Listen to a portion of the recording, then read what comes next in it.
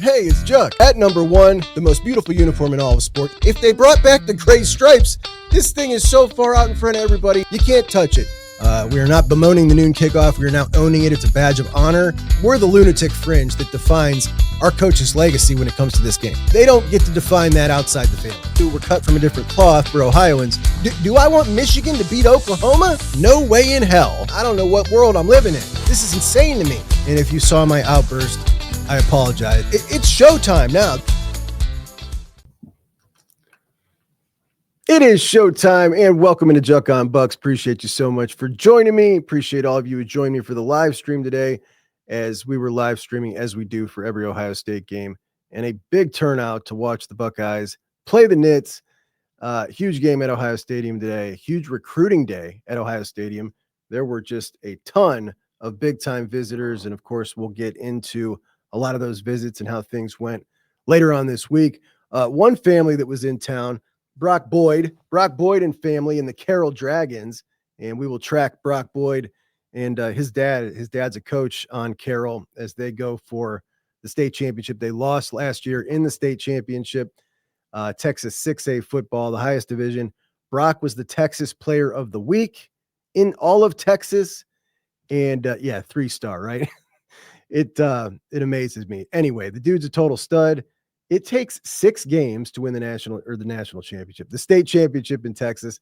So we'll be tracking that, but shout out to them. They had a great time. They thought Julian Sayin looked incredibly accurate, and boy, he sure did. The Buckeyes beat Penn State 38-14. Another win, yet another cover. And look, you can say there are some people who say they didn't technically cover against Ohio. The line was 28.5. They won by 28. You could get that line at some places at 28. I'm sure of it. I'm positive of it. I'm sticking with it anyway. We'll call it a push. The Buckeyes have covered in every game. Undefeated per the line. And hey, good teams win, great teams cover. These guys cover nonstop. That was easy money. Never a doubt, even at halftime. My chat was fired up. They were fired up. Not me, though. I was calm, I was cool, and I was collected at halftime. Absurd. At the expense of what, man? What are we talking about here, dude? What are we talking about here? Never a doubt. I always knew that the Buckeyes were going to cover, without a doubt. Look, it wasn't a perfect game. You could call it a tale of two halves. I really don't think it was. I think Ohio State beat the crap out of them in the first half. It just wasn't reflected on the scoreboard. And there are definitely a few nitpicks that you can have about this game. And I'll get there at the end. But first, let's talk about the great, because there's a whole lot of great to talk about. One of those things, and I'm going to keep saying it until it's not true. Today, right now, in this very moment, the Ohio State football program is the most nationally dominant it has ever been in my entire life. They are the clear number one team in the country. They are the number one program in the country. They are the defending national champions. They are the odds-on favorite to win the national championship. This is the best it's ever been. And there's a ton to celebrate from today's game. A really exciting game at points. I thought it was really appropriate to have JT Barrett lead us off on the broadcast, which was awesome to hear him talk about his amazing comeback against Penn State. And the uniforms they were wearing that day, those were those the ones that we called the Wolves uniforms? I think that might have been the Wolf uniform. It was a dark gray with a lot of black, and they were awesome. Everybody loved them. There was a thought, because today was a blackout, that maybe they might surprise us with the black uniforms. They did not do that. What they did do was black accents. Now, for one, the crowd did an excellent job. If we go back to the helmet stripe game, the crowd was supposed to wear gray, and then the student section was going to execute the helmet stripe, which they did very well. Not so much the rest of the crowd. The horseshoe, if you will, did not do well. The student section in the South Stands did. For this blackout, everybody did good. It looked very much uniform in black. But what I loved about this game were the black accents that the players were wearing. Black undershirts, black socks, black sleeves. It looked awesome. And I think it should be a permanent change. Look, you usually wear white. Why not just switch it to black? It looked so much better to me. I can't recall ever seeing it look like that everybody do that. I loved it. Absolutely loved it. Curious to know what you guys thought of that. As you know, I'm very fixated on uniforms and stuff. But anyway, uh, beating Penn State today in the final annual meeting of the series, and I'm sad to see this go on an annual basis. It is something we've looked forward to in many years, been the best conference game of the year for us. Ohio State also usually always winning it, but always an exciting, fun game. And well, that's the best, right? That's as good as it gets. It helps your resume. You always win, and it's always a fun game. But this was the last year that we're going to be playing it on an annual basis, and that's kind of sad since I was, I think, 14 when Penn State joined the conference. But when we look at next year's schedule, there's a lot of years I would have hated to lose this game on the schedule. Next year's schedule is so difficult. I don't think that it's going to bother me not having Penn State on that schedule, as Ohio State plays Texas, Oregon, Indiana, USC, Michigan, Nebraska, Iowa, Illinois. Like, it is just going to be a totally different vibe compared to this year, as we're now closing out the year, our last 6 games going Wisconsin, wounded Penn State, Purdue, UCLA, Rutgers, until we get to the game. Essentially, yeah, they could call Penn State, a matchup game, and it was, I guess, in a lot of ways, player-wise, but that was never going to be a close game at the end. It's almost like 5 20-plus point favorite games in a row until the game. That's what it feels like. Now, today's game did end up going off at 17 and a half. There was actually human people betting money on Penn State. It was 20.5. They bet it down to 17 and a half. Crazy to me. Bucks with an easy cover. Anyway, Julian Sayin was ridiculous today. He was ridiculous today. He is growing in all elements of his game, including letting his personality out more and more each week. He's improving each week. You can listen to him in the press conference afterwards, and his answers at first were just very coached and choreographed, and he did perfect with it. But now it's more like his personality. It's showing on the field. He's getting hyped. He's interacting more with the guys.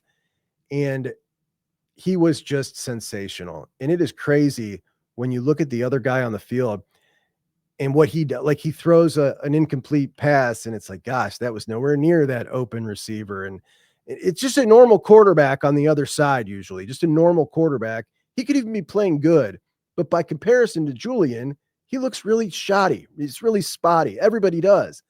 And I can't wait until we get to see Julian against some of the better quarterbacks in the country. And everybody gets to see how he makes everybody else look spotty on the other side, because it's just automatic with him. He had one ball against Wisconsin that wasn't a super accurate ball. Today, one ball the entire day that wasn't a super accurate ball ended up in an incompletion. You remember him because they stick out like a sore thumb, and that is wild. 20 of 23 for 316. He threw for 4 touchdowns, more touchdowns than incompletions. That's bizarre. It's just bizarre. An 87% completion percentage on the day with a 9.7 average depth of target. Now, we've talked about going for this all-time record of the most accurate season ever. Bo Nix has the record. Bo Nix's record, I believe, is 78.6 completion percentage on the season. Bo Nix's average depth of target was 6.5 in that season. So the fact that Julian Sayin is pushing it down close to 10 yards and still more accurate than that, considerably more. Matter of fact, his adjusted completion percentage was 90.9. It's just incredible.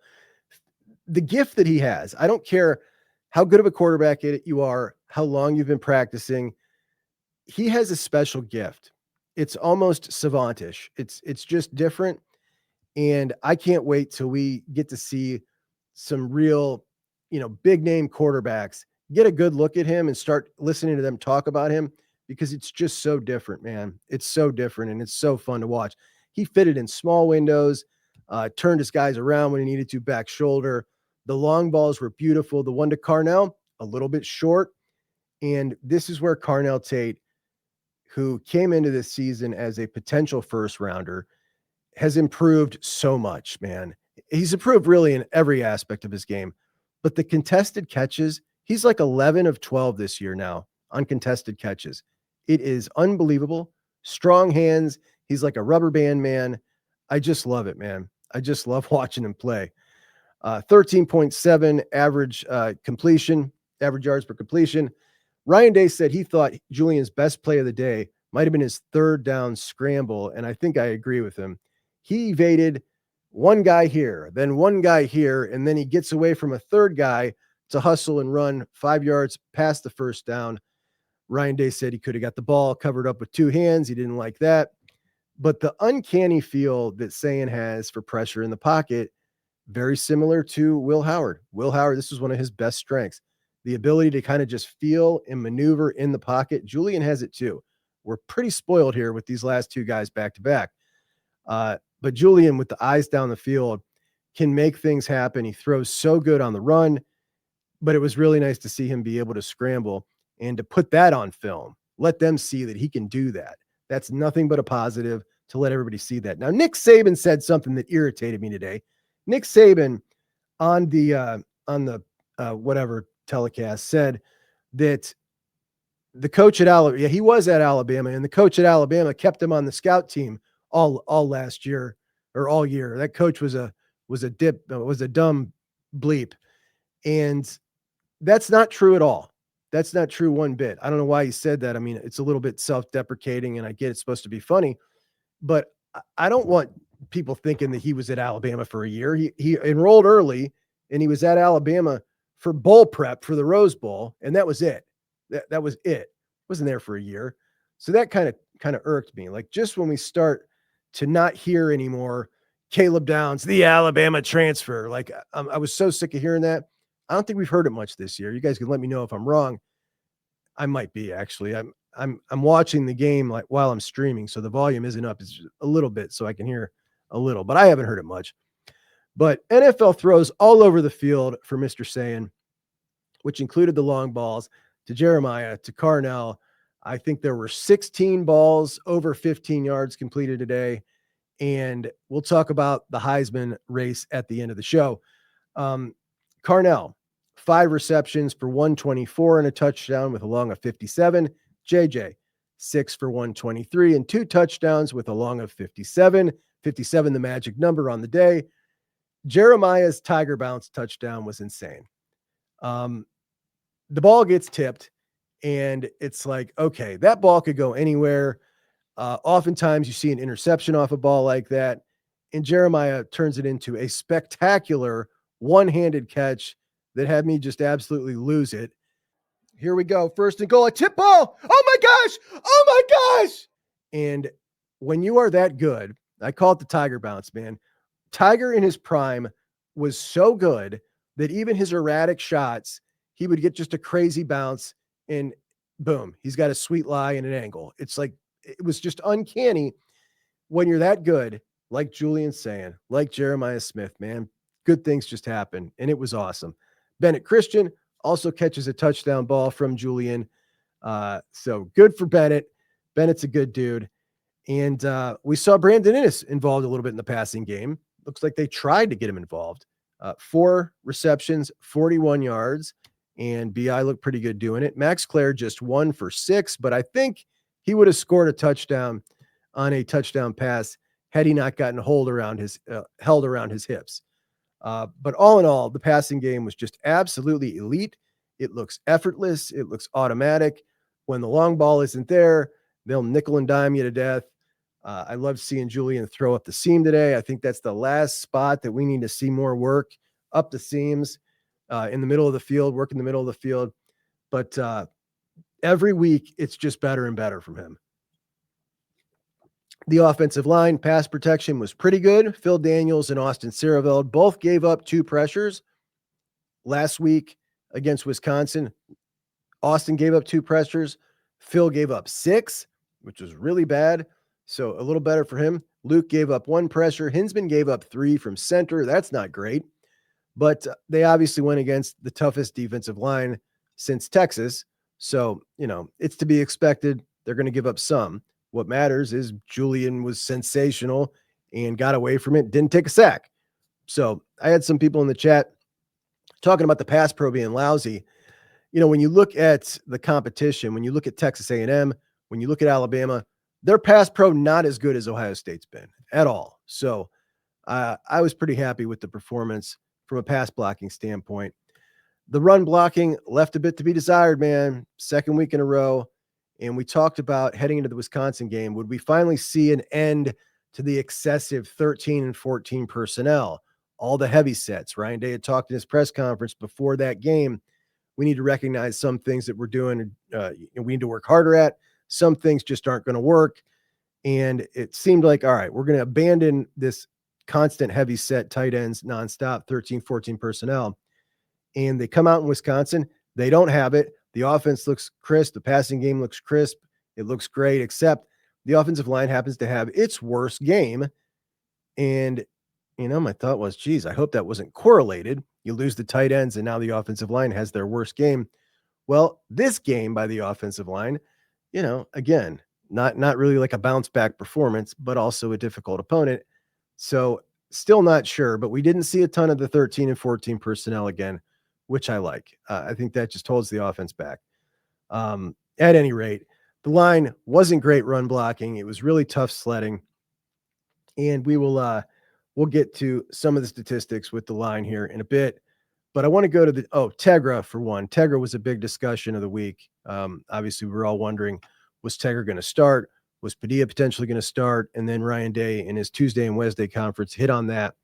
Made it pretty clear that Tegra was going to be the starter. And I think most of that had to do with experience. We look at how he handled this last year when he had to pick a guard to come in and take Donovan Jackson's place when he moved Donovan Jackson out to tackle for the Penn State game. He chose Carson Hinsman, who wasn't the guy at the top of our minds to play guard, and he did it because of experience. So today, you got a game that he thinks of as a matchup game, and he was very, very serious about this game. So Tegra not only starts, but Josh Padilla only plays 8 snaps in this game after playing 26 the week prior. Moved from 15 to 15 to 26, and then drops down to 8 today. Not quite so sure what that was about. Not like Tegra played a great game to keep him off the field, but I think Tegra played a better game than he did last game, and that's good. So you can see a little bit of improvement there. But the offense, sensational on the day as they punt just one time, one turnover, which we'll get to in the red zone. You start off with a touchdown, then you get to the red zone in possession number 2, got to kick a field goal, and it's like, here we go. All right, now you're 50% on the day. They then proceeded to finish the day 4 out of 5 in the red zone. Excellent. 75% success rate, touchdown rate is their goal. And they're over that on the day. So that's a great deal. Jim Knowles, 38 points on your head, pal. Penn State is not very good. Their starting quarterback is out, but their defense hasn't changed. They lost their middle linebacker earlier, but there's no excuse for Jim Knowles. He doesn't have an excuse. They got an excuse on offense. Knowles gave up 38, and it was beautiful. I loved every minute of it. I wish they'd have pounded one more in on him. The Ohio State defense, on the other hand, gives up 14 points in the first half. Their first half hadn't given up a touchdown all year, so that streak is broken. They gave up some explosive plays, no doubt. Ethan Grunkmeyer, I felt pretty good for the kid, man. I thought he played pretty good. Columbus kid, 19 of 28, 145 yards, 5 yards of completion. And I thought he showed himself really well in his second ever start in that environment. He's now played 2 games, Iowa, and at Ohio State. 2 really rough places to play, and good for him. 1 interception, and that, of course, went to Caleb Downs, and that was a terrible ball. Katron Allen, 76 total yards, 3.6 a carry, though. He did bust off a 26-yarder early on, which was like, oh, here we go. But they shut it right down. And if you factor in the quarterback negative rushing yards, Ohio State gave up just a total of 55 yards rushing on the day. Penn State receiving, it seemed to me watching the game until I looked afterwards that they had a lot of 10 to 15 yarders that popped off for them. They had a 16, an 18, and a 26. That's it. But it felt like more than that to me. And I think maybe looking back, like it feels like that because we're so used to this defense being so incredibly dominant. even just throwing a couple of those in there feels like, gosh, man, they're giving up a lot. They really didn't. They really didn't. If we look at the total yards per day, total yards on the day, Penn State with exactly 200 yards on the day, which is peanuts. The Buckeyes 482 yards on the day. I mean, that's just a destruction. The chat was really mad at some points during the second half, and they really, I'm sorry, in the first half, but in the second half, they really did not want to see Ohio State give up that third touchdown. And I feel like the Buckeyes really did not want to give up that third touchdown. You could see how serious they were taking it when Penn State was down there. And that's when Caleb Downs got the targeting call that wasn't a target call. They reversed the call, and you could see how ecstatic he was. And that to me felt like a culture stop right there. It felt like a culture stop. And culture is not just like, hey, these are a bunch of really good people that all care about each other. Culture is professionalism and personal responsibility and doing your job and caring. And my gosh, man, do those guys seem to care. They, I think, understand that they're on the cusp of, being one of the all-time defenses. They're on the cusp of going down into the record books, and they desperately want to preserve all of that stuff. And they did not want to give up that touchdown. It was a culture stop, and they come away with an interception, and it was awesome. Now, to that Caleb targeting call, it looked to me like I thought they were going to stick with the call. And I was thinking, all right, he's going to be thrown out for the first week of next week's game, or the first half of next week's game. And I was almost starting to think, all right, this is not going to be so bad to see what this defense looks like without Caleb for a half of football. But then no targeting, and they automatically slap him with an unnecessary roughness. And I'm like, wait a minute. How can it be unnecessary roughness? Unnecessary roughness, by definition, is unnecessary. What he did was certainly necessary. He was trying to separate the receiver from the ball. That's not targeting. You said it's not targeting. Why is that a penalty? I don't understand it for a second. Not the only question I have with the officiating today. Penn State's second touchdown that they scored, that they ran in, supposedly, the guy that called the touchdown was running from the sideline, and we had the direct shot of the camera down that sideline. You couldn't see anything. You saw nothing but a mass of humanity. Then they show the overhead view, but it's like 8 yards behind, and they show him reach the ball out, but you can't tell from that angle if it's over the line or not. And they're like, there it is. I see him reach it out. There was no angle there that showed that that was conclusive at all. Now, while this likely means they would not have overruled it, I don't understand how you don't even look at it. Like, of all the times we've seen them stop the game to look at a play, you're talking about a touchdown call like that, and you're not even stop and look at it. I couldn't believe it. I was blown away by it. Again, I don't get the volume. Maybe I'm missing something on that. You guys can clue me in, but that was like, wow, this is something here. Let's get to the defense, man.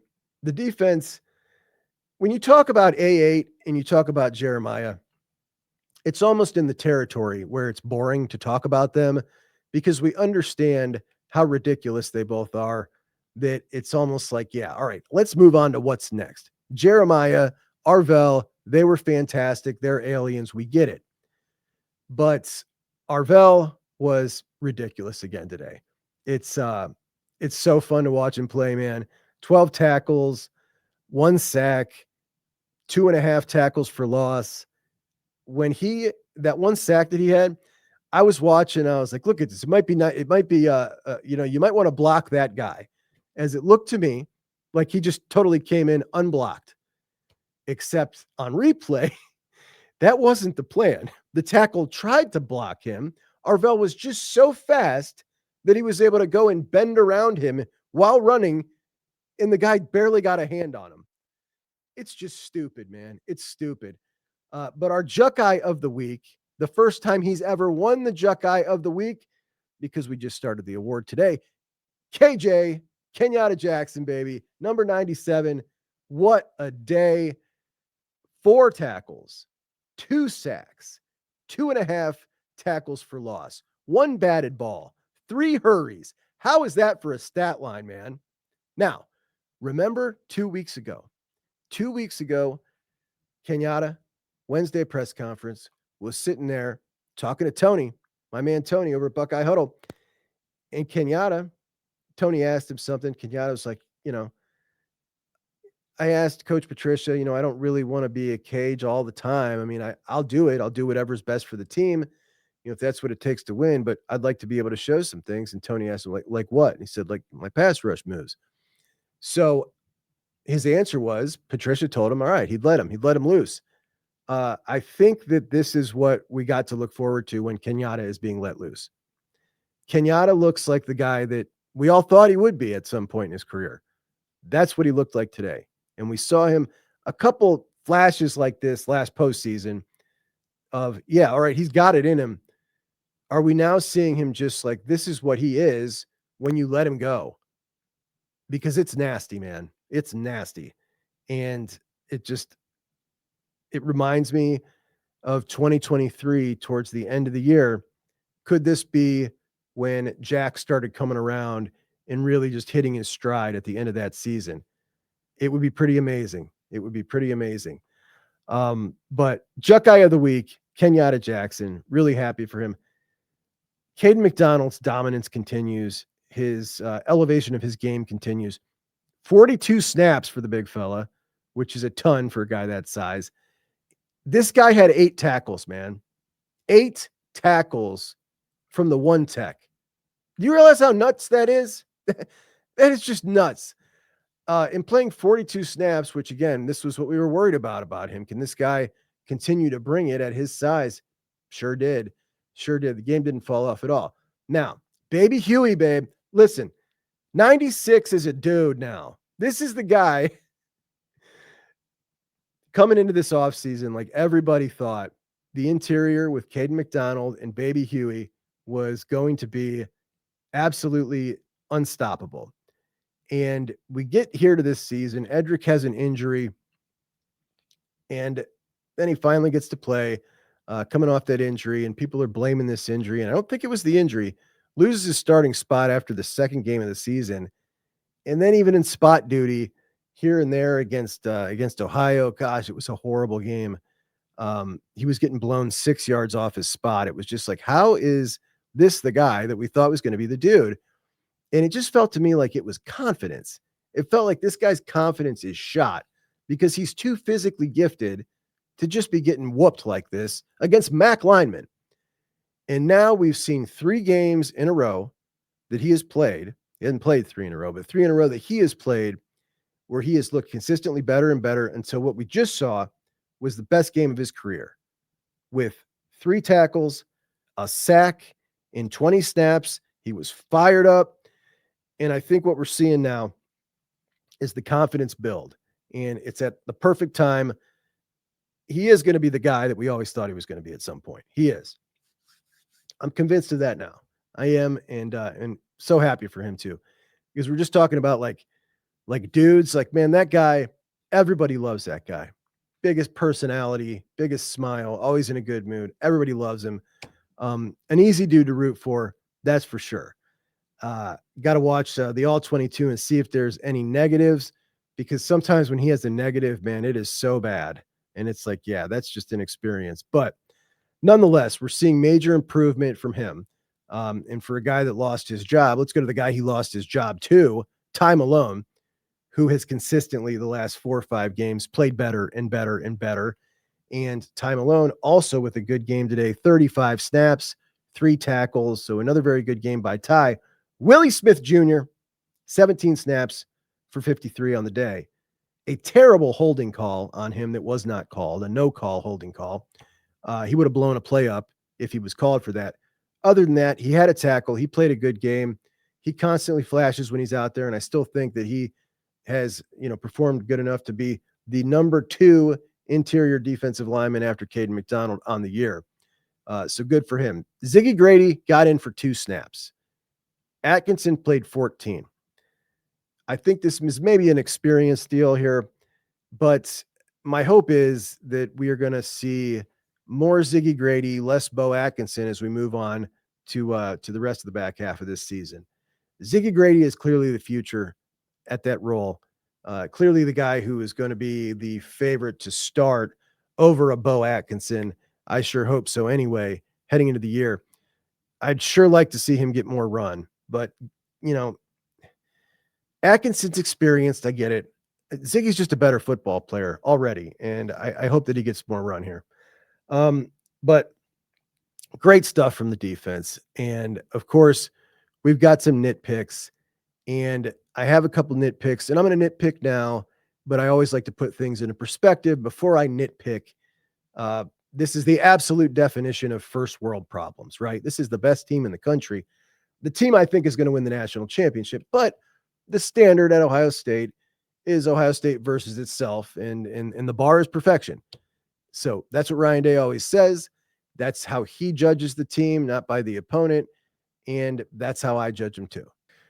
All right. So Ryan Day says that the position coaches are the head coach of their position. And that's true. And what he means by that is specific to game day is they're controlling their rotations from play to play, who's going in, who's coming out. But in the game planning phase, Ryan Day heavily involved, particularly he would be at running back this year, because it's been kind of so we're trying this, we're trying that, trying to find the right fit. So Ryan Day, Carlos Loughlin, equally involved in the decision today that Bo Jackson had 13 carries. CJ Donaldson had 7 carries. Then Isaiah and Jimmy DePeoples both had 4 carries. So Donaldson essentially with as many carries as Isaiah and Peoples combined. What in the hell are we thinking here, man? I don't get it. I don't get it at all.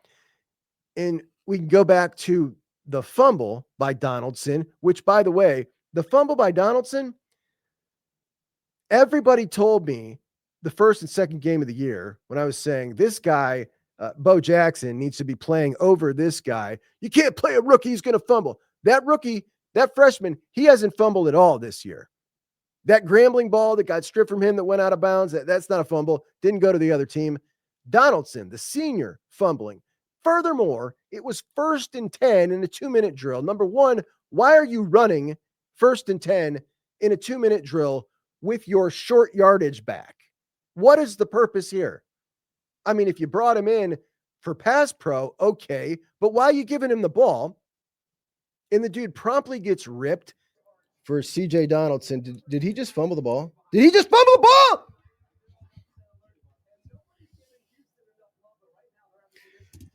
I had to listen to people tell me Bo Jackson was a fumble risk, and you got to give it to the veteran. You got to give it to the veteran because Bo Jackson's a freshman and he's going to fumble, only to be recovered by Chaz, which totally burned me. I was just livid, man. I was just livid. But the fact that this guy is getting 7 carries to those guys 4, like, what are we doing here? Everybody knew and knows that Isaiah West is the second best running back on this team. He gets 9 carries last week. You come in this week expecting to see him get some run. And I feel like this is another case of turtling up. We got to go with the vet. And guess what it did for you? It got the ball stripped and gave him a touchdown because you had to go with the vet, because you felt like you didn't want to go with another freshman. They know Isaiah is the dude here. But honest to Pete, man, James Peoples, kudos to him. I thought he had the best run of his career at Ohio State, where he got himself 3 broken tackles, 3 missed tackles forced in that single run right there was more than CJ Donaldson has on the entire year. No joke. He's got 2. Peoples had 3 in that one run. Bo had 1 today. West had 1 today. Donaldson 2 all year. I don't know what's going on here, man. I don't understand it. I don't even understand why he's consistently getting the ball in every short yardage situation. Some of them I understand. Yes, he did score a touchdown in short yardage. I understand that. He can hit a crease. Can he do something that the other guys can't do? That's the question. No, he can't. Isaiah West hits that same crease. Bo hits that same crease. Those guys can get skinny. He can't get skinny. They also have power. He doesn't often use his power, though he did once today. He did once get behind his pads and actually run like a power back. I don't understand it, man. I don't understand it. So that would be my nitpick of the day. First nitpick of the day, as he averages with 2.1 yards per attempt on the day. It's just disgusting. It's disgusting. I don't know how many times this guy needs to show you who he is before you believe him. They're not yet ready to believe him. But I've had enough of people saying to me, like, and I just had somebody in the comments say to me yesterday, well, you want to save the young guys. You want to save them. You don't want to eat up these hits. Isaiah and Bo combined have 90 carries between the two of them. 90.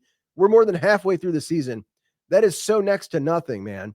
Like, if you expect to see these guys have success in the playoffs, you got to have them be able to draw on success they've had during the year. And Isaiah West, man, come on. Guy had 9 carries last week. Can he get a couple of series to get things going, to give him the feel of college running?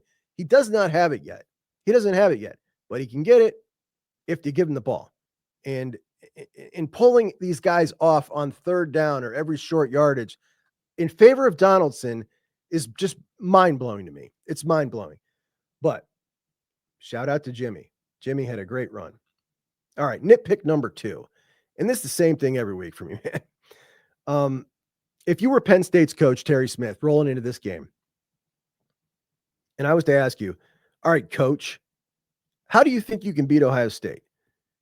Well, you would probably tell me Ohio State has a very explosive offense, and it's clear that they're better than us.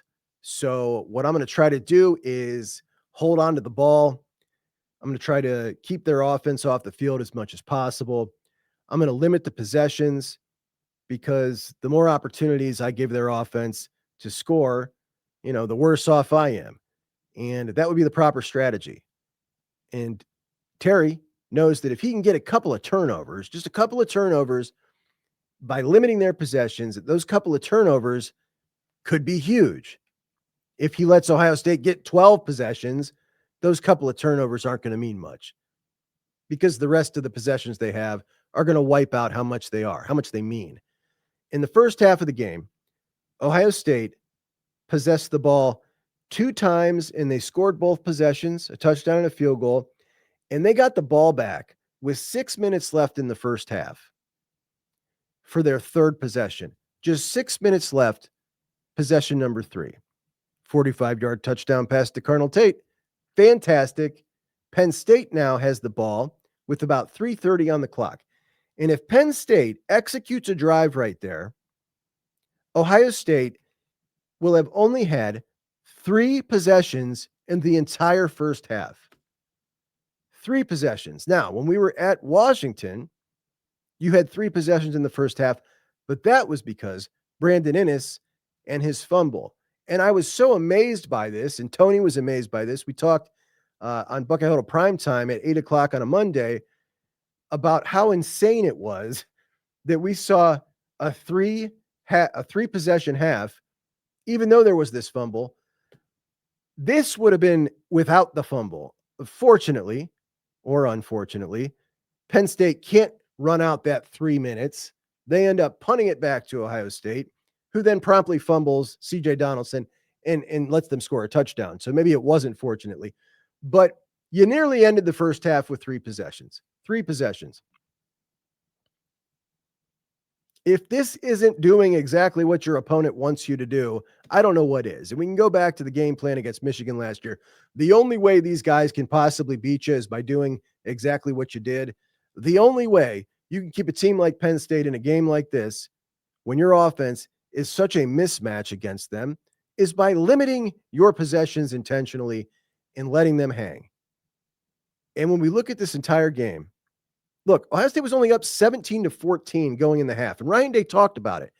He said in the postgame, like, there's that fumble and they score, and all of a sudden, it feels like, basically he said, it feels like we're beating them up pretty good, and we're only up 17-14. Why is that, coach? Why is that? The offense on the day only punted 1 time. 1 time. The team came in averaging 62 plays a game.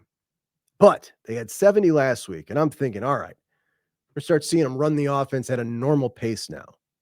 Today, 23 passing attempts, 31 rushing attempts, 54 total plays. Below their season average of 60 62. 8 total possessions. And I just decided right before I started recording, Florida and Georgia played today. Georgia beat Florida 24-20. Dogs are hard to kill, man. Looked like Florida got them. I decided, let me look real quick just to have, something to compare this to for anybody who's watching here, as Ohio State had 8 offensive possessions. So I just grabbed that game. Both Georgia and Florida had 12 possessions apiece.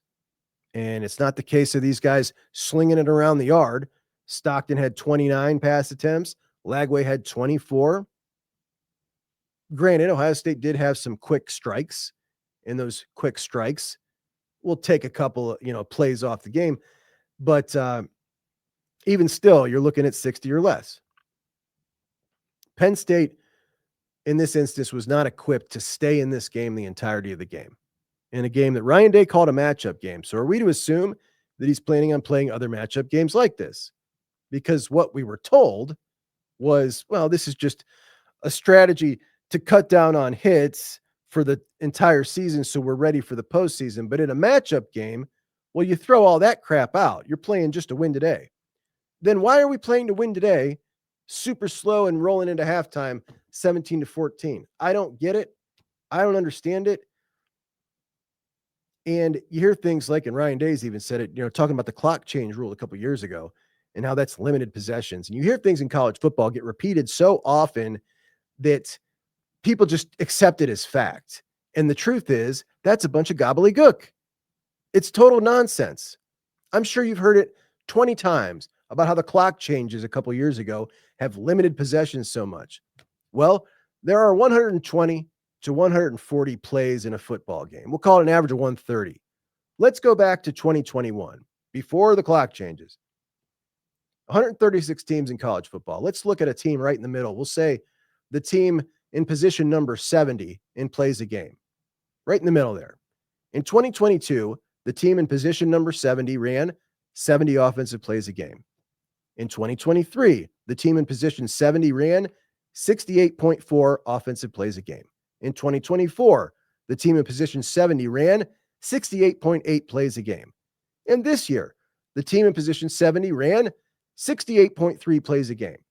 So we'll give them the benefit of the doubt and say that the rule change dropped 2 offensive plays a game, which is an exaggeration, but we'll give them 2. Multiply that by 2 because that's just offensive plays. Now it's 4. 4 plays a game out of 130 plays.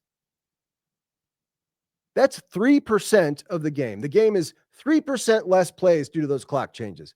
But the way people talk about it, they make it sound like it shaved 3 or 4 possessions off the game. That's nonsense, man. It's nonsense. And some coaching decisions I just don't get. If you're playing this game as a matchup game, why are we playing it slow like we're playing to maintain our bodies for the long haul? Like I just don't understand it, man. I don't get it. I'll never get it. And I fear that there's going to be a game that they want to pick up the pace and they just can't run it well. And or they're just going to continue to run it like this and it's going to bite them. It's going to bite them because they have the advantage on someone, but a couple turnovers swing the entire game. And because they've intentionally limited themselves on offense, on this Cadillac of an offense that can't be stopped, and they're going to lose a game. So that, my other nitpick. We got 2. The Donaldson, and the slow play. But again, first world problems. We have the benefit to be able to nitpick about such things because maybe they aren't perfect. When there are other schools like fans of Miami, my buddy, shout out to my buddy Rock. I'm sure he's watching. He's always watching. My Miami buddy, and he does a Miami podcast. I mean, imagine how much that sucks, man. He texted me probably 4 weeks ago, and he's like, well, looks like you and I are on a collision course. Because at the time, everybody thought Miami was going to the national championship. They were at least going to the playoffs, right? They got 2 losses, man. Everybody's taking L's. There is no winner like the Buckeyes. There is no winner like the Buckeyes. But again, games like this, when you win by this many points, which, is just ridiculous that you're beating everybody and covering, but you look forward and say, how does it project? How does it project? How does it project? Now, when we get the all 22, we'll take a closer look at that offensive line and see how they really did. But let's talk about this Heisman Trophy for a minute with Julian. So Julian's saying, and we've been talking about this for a couple of weeks now, and people are starting to pick up on it, that there is a distinct possibility that Ohio State is 12-0 in the regular season. Indiana is 12-0 in the regular season. Both programs are meeting in Indianapolis for the Big Ten championship, ranked number 1 and number 2, with the number 1 and number 2 odds-on favorites to win the Heisman Trophy in a game that takes place on December 6th, and the Heisman Trophy ballots are due in on December 8th. And currently, I checked right before I came on here, there are 2 guys standing at the top of the Heisman Trophy odds at plus 175. That's Julian Sayin and Fernando Mendoza. If Ohio State can get past blue, this is going to go down like this. And the winner of that game, that program, is going to win the Heisman. They're going to win the Big Ten championship. And more importantly, they're going to be the number 1 seed, which actually matters this year because of true seeding. Now, even if they lose that game, the loser of that game still probably stays in the top 4 and gets a bye week. But the number 1 seed this year gets the bye week in the first round of the playoffs. And then in the second round of the playoffs, they play the winner of the 8 versus 9 game.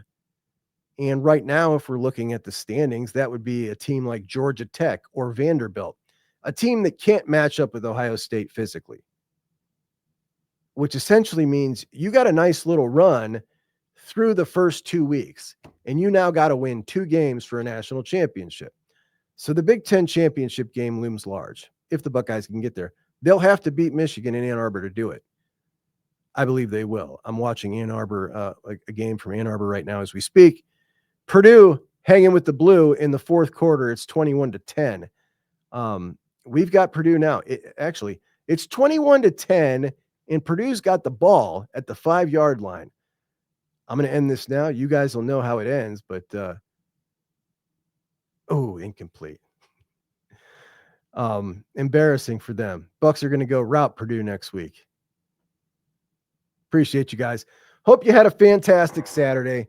Obviously we'll do a lot of talking. I've got to talk this week about some recruiting, about some of these guys that came and visited, and about a new offer from a kid in Louisiana, and potentially what Larry Johnson is up to here. I think he's up to a sharp little play that I like. I like to see it.